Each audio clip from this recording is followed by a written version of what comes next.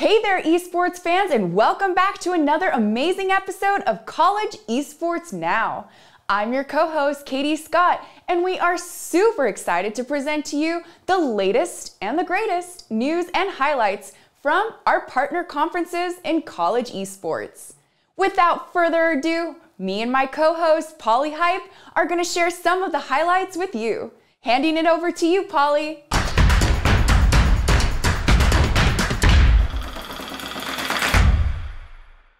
Thank you so much, Katie. Now, let's get into the highlights for Week 4 of the Eastern College Athletic Conference, starting with UNC Greensboro versus Florida Atlantic University. UNCG is able to take down the undefeated FAU in 2 games. Though he did not come out in Game 1, one of the standout performers from UNCG has to be Swift Baby.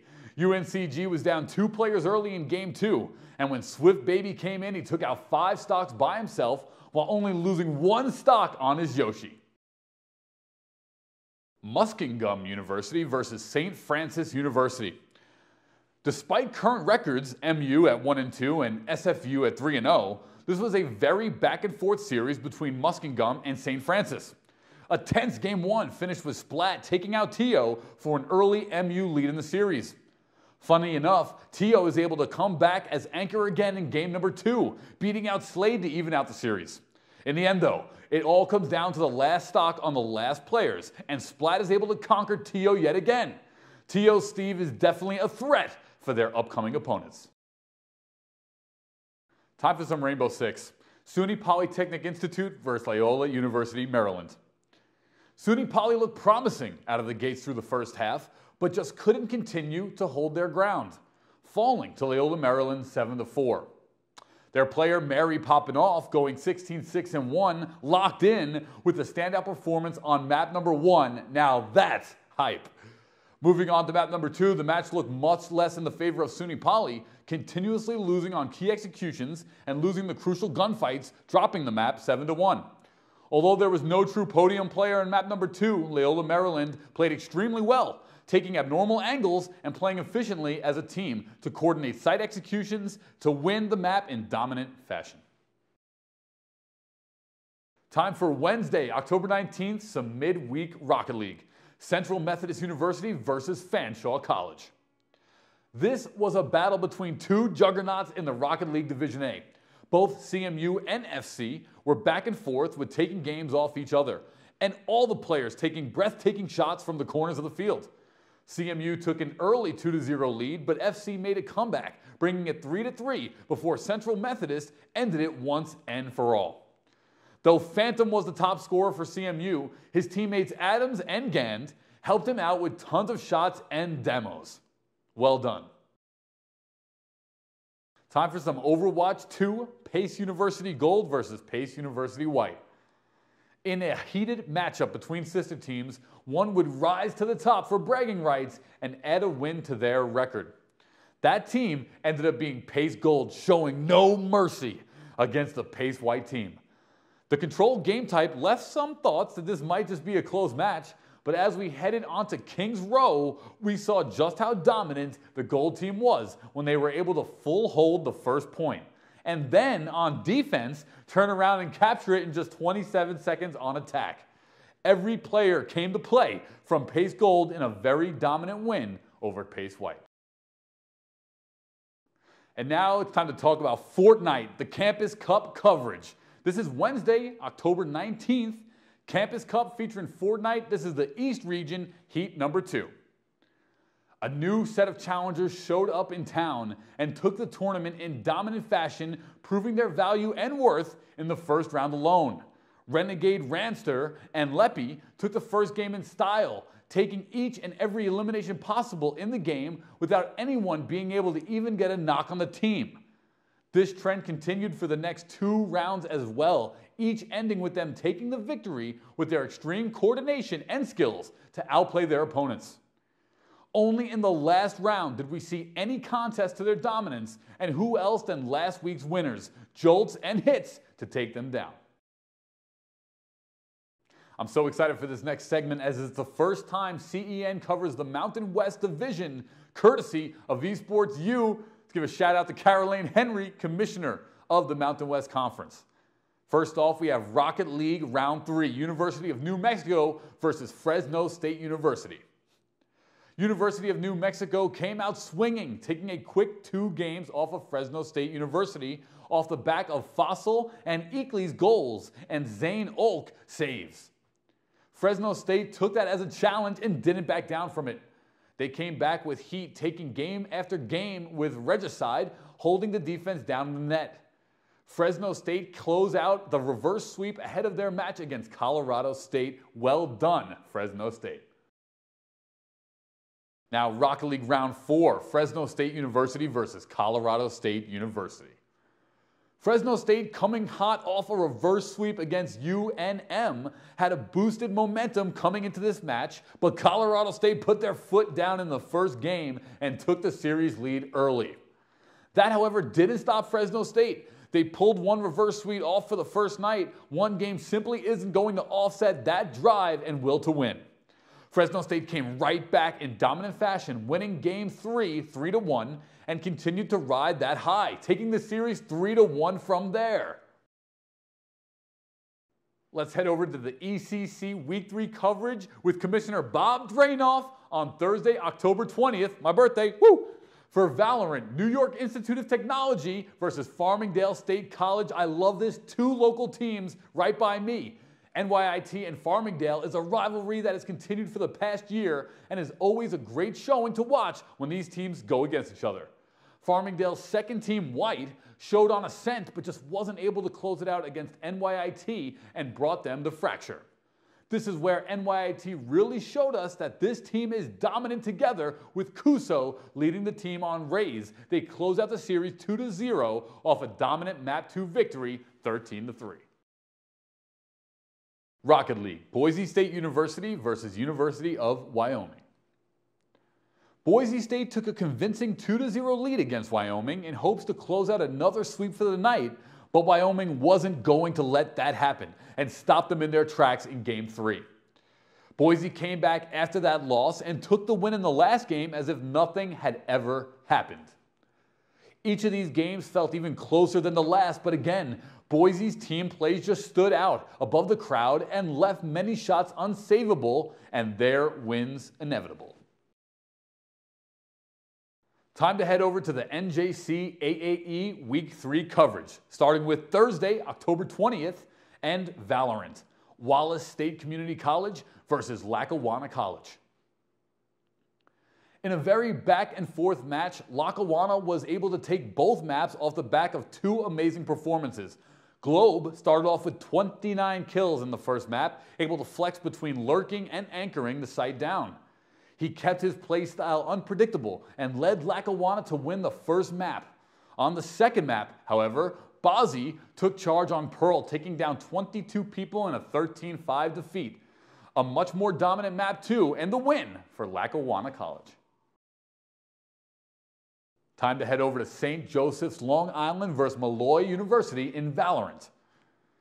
Despite the slow start to map number 1, Malloy University ramped up the pace of the game very fast, aggressively pushing as a team to take the hold of and defend sites, leading to the match scores of 13-4 and an impressive 13-0.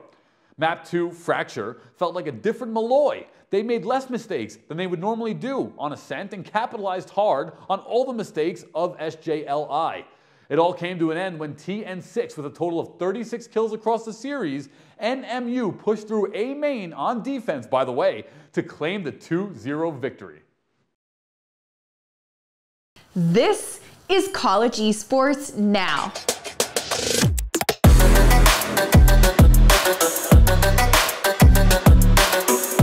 This is a new frontier for esports. Don't count them out. The players here are the best of the best.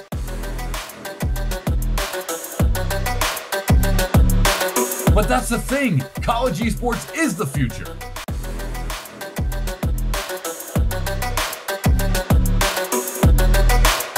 Like it or not, these are the big leagues. You need to be able to keep up if you want to make it.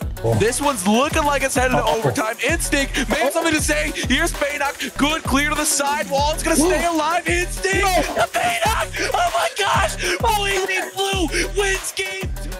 Esports is bringing the world together.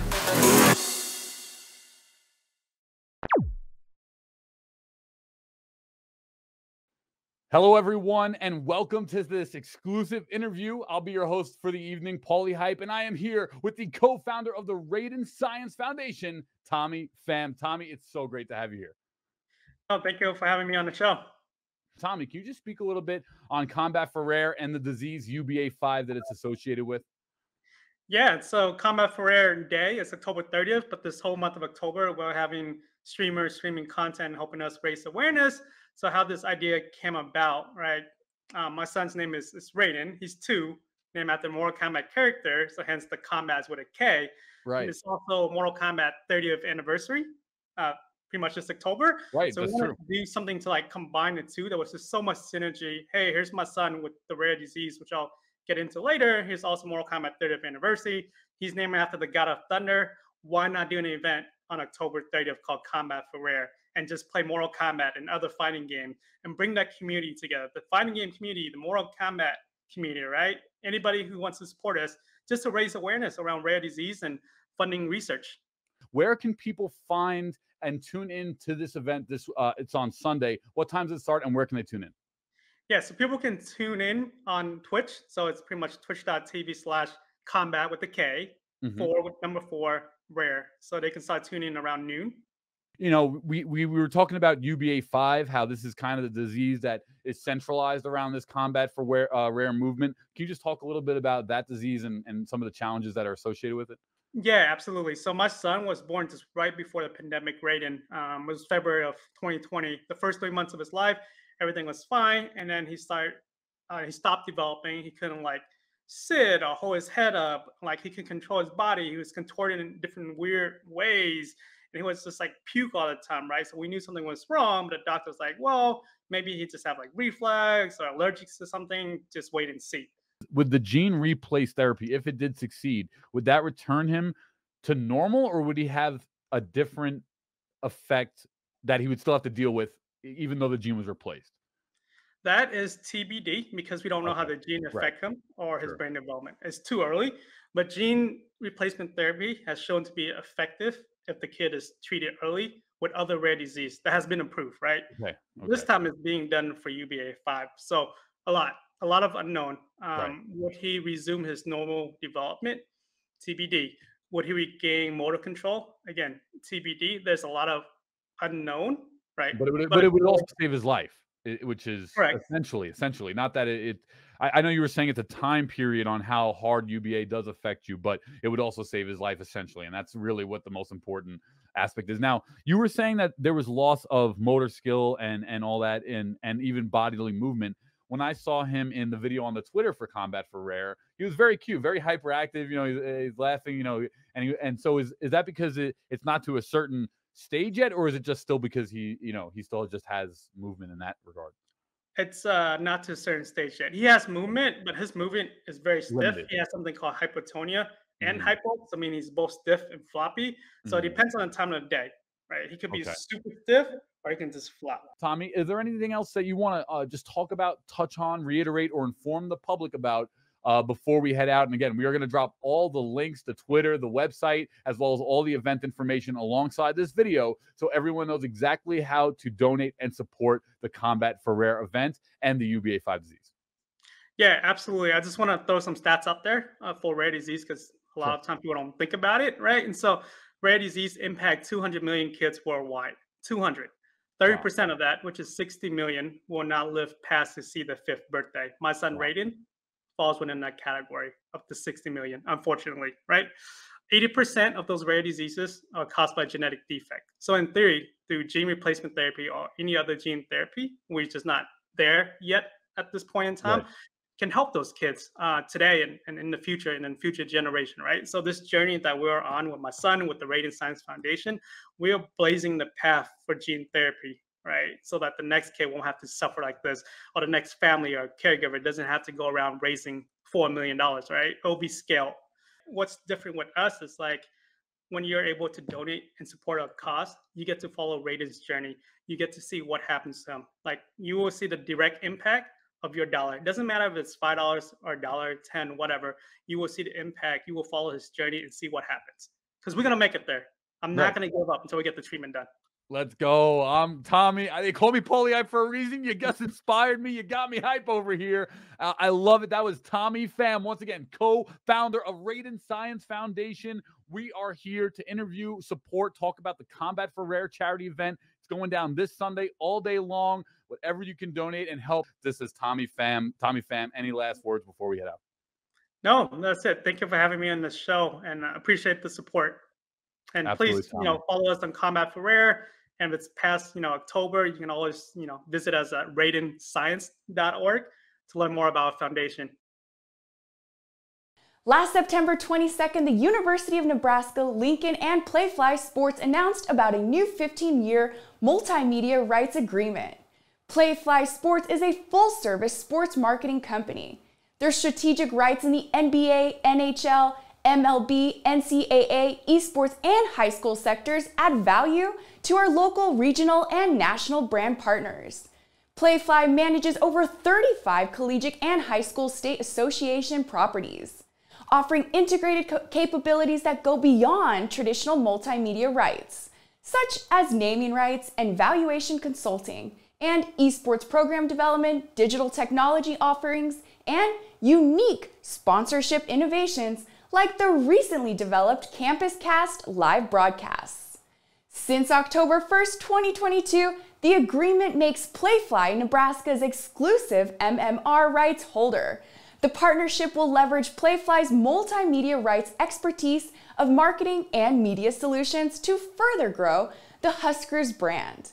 They will both work to maximize traditional MMR assets such as in-venue signage and broadcast feature elements, in addition to leveraging Playfly's full capabilities set to enhance Nebraska's digital footprint and fan experience.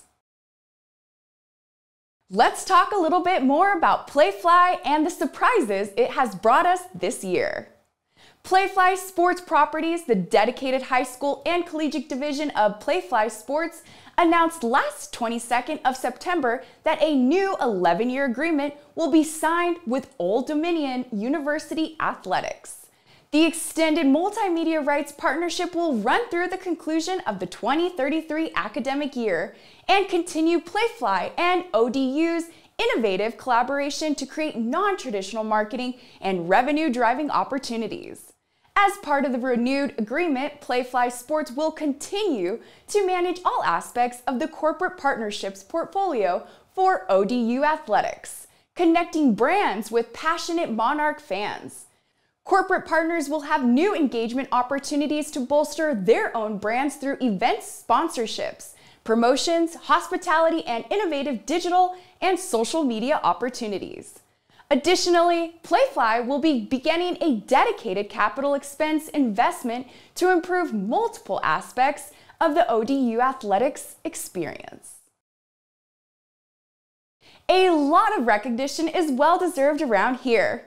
Let's talk about the biggest gaming technology provider in the world, and you can judge for yourself if the boot fits or not. Thanks to a generous investment from Lenovo, Exeter College was able to unveil its newest esports suite, bringing the number of gaming stations up to 40. The new esports suite features Legion T734IMZ5 gaming rigs and GeForce RTX 3080 graphics cards. Supercharged with ray tracing cores, tensor cores, and streaming multiprocessors, the thin and light design delivers the most realistic ray-traced graphics, cutting-edge new features, and the power of AI. The enhanced Legion Coldfront 2.0 cooling system ensures that the Legion Tower 7i runs on the most soundless, low heat, and high performance conditions possible. Exeter College now has over 300 players signed up to its Esports Academy, which aims to provide students with the chance to upskill, whether they want to be a professional player, shoutcaster, or manage a team. The college also unveiled their plans to host the region's biggest esports festival. in partnership with Tech Southwest. The first Southwest Esports Festival took place in February this year. In 2023, 5 major colleges from across the region will join forces to showcase the leading role the Southwest can play in this booming sector. Talking about recognition, this college announced that it would start giving out scholarships this fall season. Much to their word, Northern Illinois University announced last Wednesday that 2 students, James Westlund and Angelica Navarre, have been granted the $1,000 Fierce Gamer Scholarship, marking the first time this award has been given. The scholarship was funded by Dr. Levi, the esports doctor, Harrison, an orthopedic surgeon who designed an app to help gamers with exercise and other healthy habits, claiming he wants people to understand the power of the esports community. James Westlund is pursuing a professional sales certificate in the NIU College of Business, planning to graduate in May 2023. He hopes to begin a job in sales or marketing after graduation, stating the esports arena on the NIU campus has become a home away from home. On the other hand, Angelica Navarre is a senior psychology major attending NIU as an off-campus student through the University Center at Harper College. After graduation in May 2023, she plans on becoming a college academic advisor. She states that she began playing video games as a way to connect with her younger brother. Now, she wants to use her experience to help others further their education. The university will also give all varsity players and substitutes on the esports team a $500 scholarship. While NIU owned up to their word, other colleges embraced the success of this gaming madness. Camplin College is already seeing a return in its investment in esports after launching the varsity program back in the spring semester of 2022. Its arena is home to the college's varsity esports teams, as well as numerous esports clubs, and it features more than 25 PC gaming stations, a full suite of broadcasting, a training room stacked with even more gaming stations, and a digital media lab. The program has put to rest any fears that esports would detract from student studies, and the school community has gotten behind the new athletic program, as well with staff and students wearing the team's jerseys around campus. Christian Gonzal, head of the esports department and head coach of Camplin, believes it's only a matter of time before the National Collegiate Athletic Association creates its own esports league, as a National Junior College Athletic Association did in 2019. If that's the case, few programs are ready for the big time like Camplin College. For a first-rate facility and a roster of talented student athletes, the future of esports program is looking bright. Champlin is the only college this fall to fully embrace the gaming madness. George Mason University has been focusing on developing a winning program after the Patriots assembled numerous top squads and having won several games in a short amount of time. They now have 130 varsity athletes, and in this first year, with an all-woman squad, they have something quite unique to offer. GMU intends to rule supreme in college esports, and in order to do so, the Patriots will continue to establish a distinct and devoted esports program in which they expect to win numerous championships across different video games in the near future. There's a lot of colleges viewing esports as an education opportunity. Last October 14th, City of Oxford College announced the launch of new esports programs, which will be delivered at its technology campus in Blackbird Lays starting September of 2023. The new esports level 2 and level 3 diplomas will equip students with the skills to progress into the business of competing games, coaching, and event management, and will mix the study of modern business, sports enterprise, and creative design, all within the global esports industry. On completion, learners can progress into higher education or pursue a career as a competitive player, coach, or promoter. The courses will encourage learners to explore all areas of the industry, including entrepreneurship, health, well-being, and fitness for esports players. Learners will also be able to specialize in other modules including shoutcasting, branding, video production, and game design. Now that there's more opportunities rising up, there sure is a lot of demand to provide for all the events being planned for the future. The North American Scholastic Esports Federation has selected ThinkRight Technologies as the official esports headset provider, offering its all-new 250XG Victory gaming headsets to NASEF members for esports events, along with career insights from ThinkRight audio technology experts, always focused on providing meaningful preparation. The headset provides newly enhanced levels of audio quality and an immersive experience at an unbeatable price point. It offers full spectrum sound and unmatched voice connectivity, along with ergonomically shaped ear cushions made with moisture-wicking mesh fabric, which provide 100% contact around the ear, minimizing external noise and improving sonic quality. UK educational institution Nottingham Trent University has announced plans for a new campus in London focused on new, flashy, and creative technologies.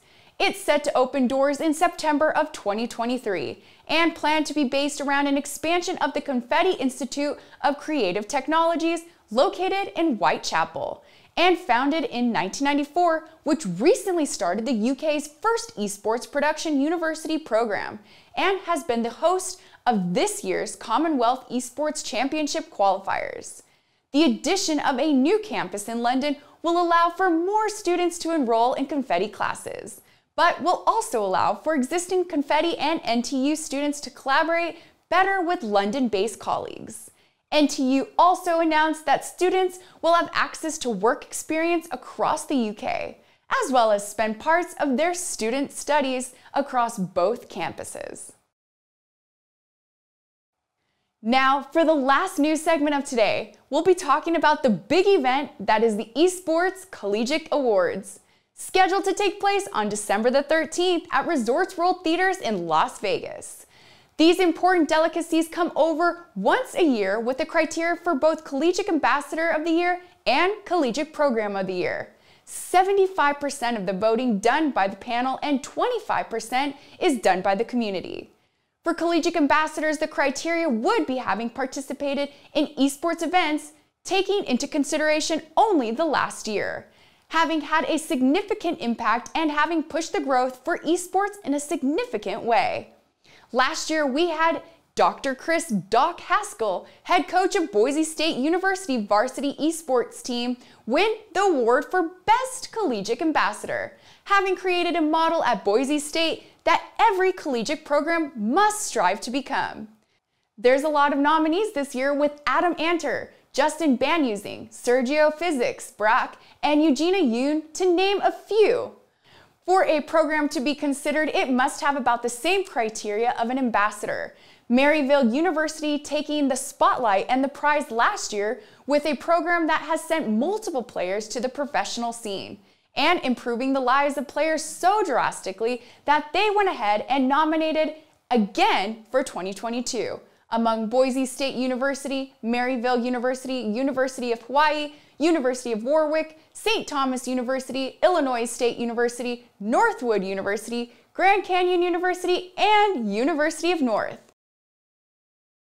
With all of that excitement, news, and movement within college esports, we can't wait to share more with you on the next week's episode of College Esports Now. Have an awesome weekend, and we'll see you next week.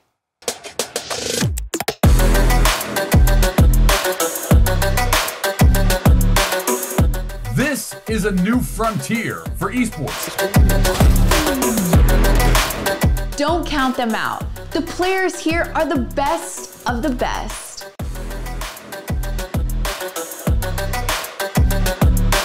But that's the thing, college esports is the future.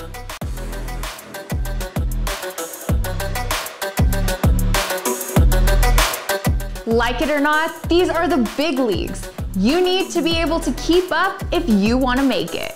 This one's looking like it's headed to overtime. Instinct may have something to say. Here's Baynock. Good, clear to the sidewall. It's going to stay alive. Instinct. Baynock. Oh my gosh. Bleeding Blue wins game 2. Esports is bringing the world together.